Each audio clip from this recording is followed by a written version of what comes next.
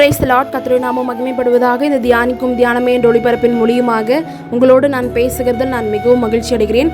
இன்றைக்கு உண்டான தியானமான வசனம், ஆண்டவருக்கு காத்திருக்கிறவர்களுக்கு எப்படிப்பட்ட நன்மை கிடைக்கணும் இந்த வசனம் சொல்லப்படுது. ஏசாயா 30 அதிகாரம் 18வது வசனம். ஆனாலும் உங்களுக்கு இறங்கும்படி கர்த்தர் காத்திருப்பார், உங்கள் மேல் மனதுருக்கும்படிக்கு எழுந்திருப்பார். கர்த்தர் நீதி செய்கிற தேவன், அவருக்கு காத்திருக்கிற அனைவரும் பாக்கியவான்கள். இந்த வசனத்தை நம்ம சற்று தியானிச்சு பார்த்தோன்னா, உங்கள் படிப்பில் முன்னேற்றமாக இருக்கலாம், உங்களுடைய ஆவிக்குரிய வாழ்க்கையோட பலனாக இருக்கலாம், எல்லாத்துக்கும் ஆண்டவரிடத்துல தான் உங்களுக்கு பலன் வரணும்னு சொல்லி நீங்கள் காத்திருக்கிறீங்களா?